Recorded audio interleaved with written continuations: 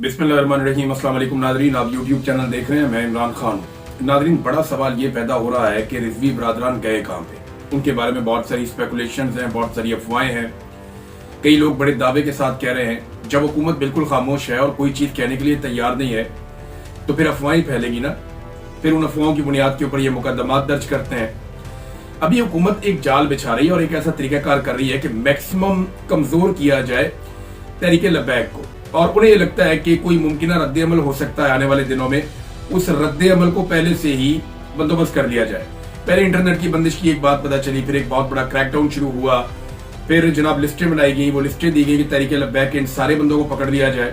बहुत सारे लोग जो है वो अब बयानात भी दे रहे हैं कि हमारा तहरीक लब्बैक से कोई ताल्लुक नहीं है। यही सारा कुछ 9 मई के बाद हमने देखा पाकिस्तान तहरीक इंसाफ के साथ किया गया। तहरीक इंसाफ एक खालिसतन जमहूरी पॉलिटिकल पार्टी है। तहरीक लब्बैक का एक अलग तरह का तर्ज अमल रहा है जिससे कोई इत्तेफाक नहीं कर सकता। लेकिन ये जो कुछ उनके साथ हुआ ये जुल्म है, ये बर्बरियत है और ये एक जहालत है हुकूमत की जानिब से जो हुकूमत ने की है, और जुल्म को रोका जाना चाहिए। मेरी बदतरीन मुखालफत रही इस जमात के साथ, बल्कि मेरी दूबदू लड़ाई भी हुई इनके साथ, लेकिन इसके बावजूद मैं ये कहता हूँ और मुझे कहना पड़ेगा कि इनको निहत्ते लोगों को घेर कर मारा गया, और उस वक्त मारा गया जब दुनिया को यह बताना था कि जनाब इसराइल के मामले में अगर कोई हमारे रास्ते में आएगा तो हम उसके साथ ये करेंगे, क्योंकि पॉलिसी इसराइल के मामले में शायद ये हुकूमत की अब बदल गई है और पैगाम इसी नौयत का मुझे लगता है कि देना मकसूद था। अब नाजरीन, इमरान खान साहब का एक स्टेटमेंट है वो मैं आपको बताता हूँ, लेकिन उससे पहले देखें ये भाई दोनों गए कहाँ पे। एक तो जब कोई बंदा लापता हो जाता है तो फौरी तौर पे एपीएस की एक पिटीशन की जाती है हाई कोर्ट्स के अंदर, वो भी हमें दिखाई नहीं दे रही। अब थोड़ा बहुत एहतजाज सुनने में आ रहा है, कुछ जगहों पे हो रहा है तहरीक लब्बैक की जानिब से, लेकिन बड़े पैमाने पर गिरफ्तारियां भी हो रही हैं। फैमिली की तरफ से भी एक खामोशी है। पार्टी के अंदर जो दीगर लोग हैं वो भी सब अचानक गायब हो गए हैं, और ये दोनों भाइयों के बारे में कुछ पता नहीं है। पहले दिन जो इतलात आई वो ये कि एक भाई जख्मी है और दूसरा शायद वो भी जख्मी है। फिर इतला आई नहीं एक ठीक है, फिर इतला आई जी एक पकड़ा गया है, फिर इतला आई नहीं दोनों ही गायब हैं, दोनों पकड़े गए हैं। फिर इतला एक और दी गई कि जनाब ये साद रिजवी की ऑडियो ये सुन ले, वो भी जाली थी। फिर ये कहा गया जी कि दोनों भाई जो हैं उनका पता चल गया वो कहां पे हैं, अब उन्हें पकड़ने के लिए कोई कार्रवाई की जाएगी और उनको वार्न किया जा रहा है कि गिरफ्तारी दे दें। फिर वो बात भी बाउंस बैक हो गई। तो मीडिया को डिफरेंट खबरें दी है। इस वक्त जिन्होंने इन दोनों भाइयों को उठा लिया है वो फर्दर प्लान बना नहीं पा रहे, और वो ये चाह रहे हैं कि जब इन दोनों भाइयों को मंजरे आम पे लाया जाए या इनके बारे में मालूमात मंजरे आम पे लाई जाए तो मुमकिना जो रद्द अमल है इनकी जमात का उससे पहले कंट्रोल कर लिया जाए।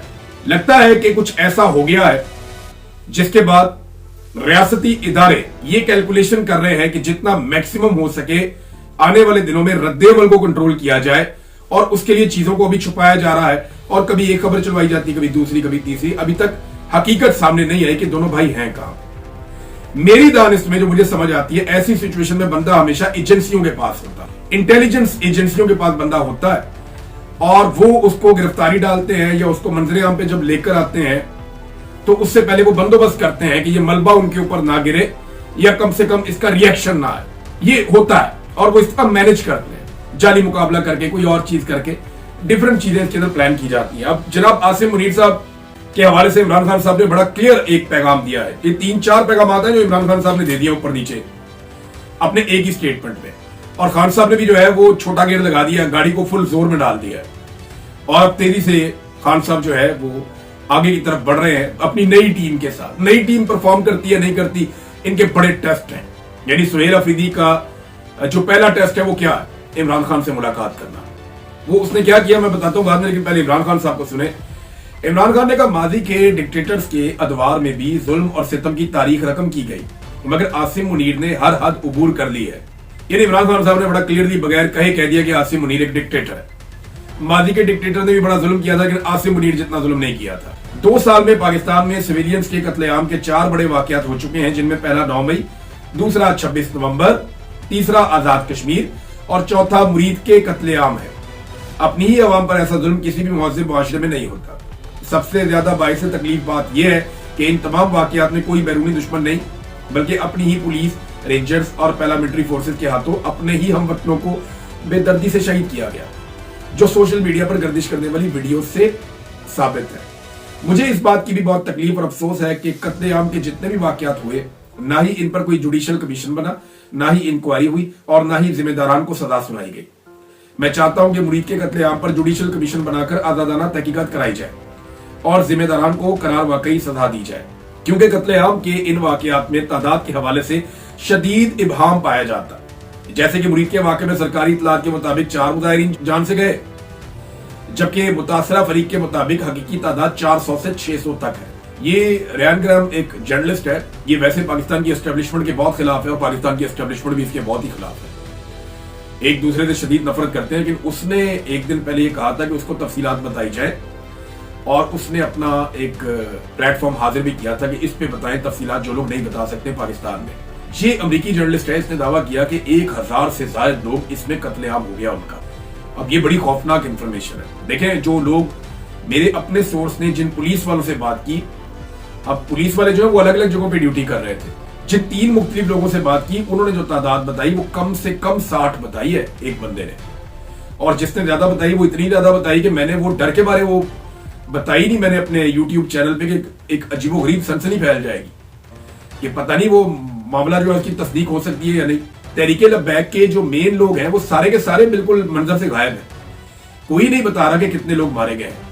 قتل عام کی جوڈیشل انکوائری میں ذلے شاہ کے قتل میں ملوث آئی جی پنجاب عثمان انور سمیت آئی جی اسلام آباد ناصر رضوی کو ضرور شامل تحقیق کیا جائے، کیونکہ قتل عام کے ان واقعات میں یہ بھی حصے دار ہیں۔